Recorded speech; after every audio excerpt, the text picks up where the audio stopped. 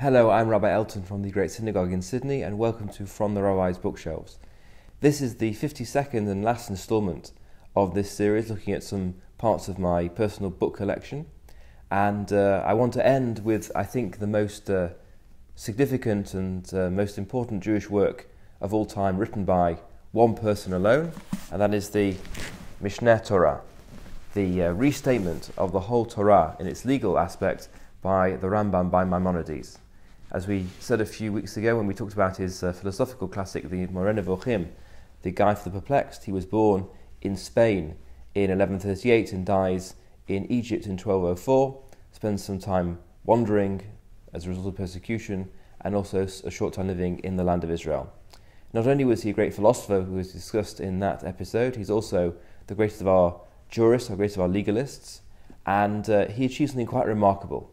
He took the entire corpus of Jewish law, based on the Talmud, which we also discussed in a previous episode, and the writings of the Gaonim, the authorities active from around the year 500 to the year 1000, and he comes to his own conclusion.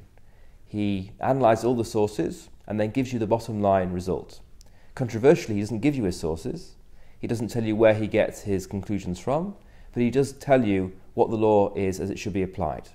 And this he discussed not only in reference to practical laws of relevance today, but also all the laws of the temple, all the laws of purity, all the laws of agriculture, which only apply in temple times or in the land of Israel. It was a total and complete summary of all Jewish law. Now, why did he do it? Because he felt that the highest calling was philosophy.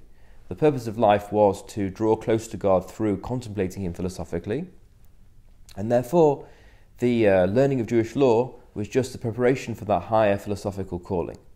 And therefore, rather than spending years and years and years labouring over the Talmud, which is a very difficult text to understand and to draw conclusions from, he would do it for you. He would free up your time to study philosophy. He would say, instead of studying Talmud, just study my code, you'll know what to do, and then you can go on and study philosophy, and that's the real purpose of life. So it was intended to save people time and to give people the opportunity to embark on what he thought was a really important religious endeavour.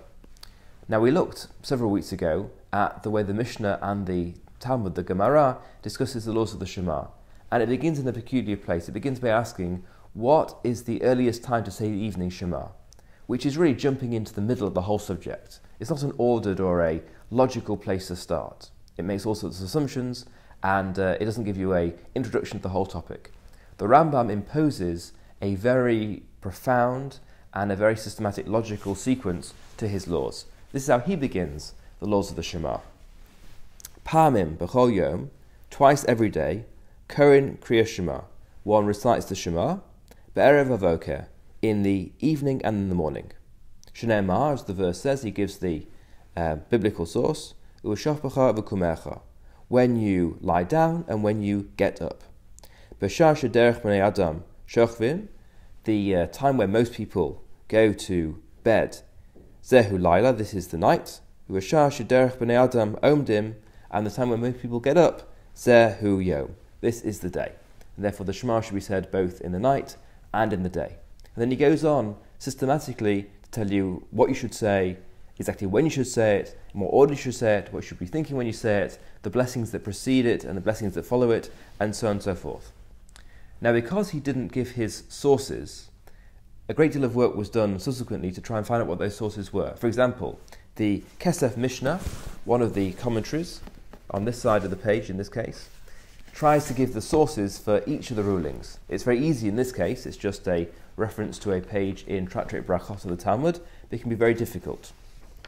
That's one of the commentaries on the Rambam, on the Mishneh Torah. But also there were those who commented because they opposed him. For example, the Raavad, Rabbi Avram ben David of Provence, an older scholar, when he saw the Mishneh Torah for the first time, when it reached Provence from the Middle East, he was scandalized.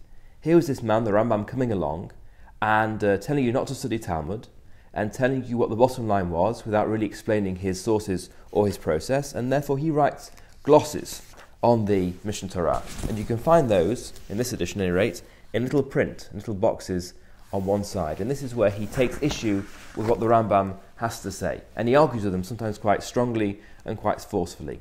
But as is the way with the evolving Jewish religious and intellectual tradition, all of these are now brought together in a single volume. All the voices in the discussion, the Rambam's voice, the Ravid's voice, the Kesef Mishnah, the Maggid Mishnah, the Lechem Mishnah, all of these different sources are brought together, and so there's a whole discussion going on the page, and each of these opposing figures who maybe physically oppose each other during their lifetime are all sitting together and engaging in a discussion which is brought out in the act of learning. It's been a huge pleasure learning a little of all these books with you over the past year. It's been an extraordinary year, and I found this review of some of the books in my library a great source of strength and encouragement. I hope you have too.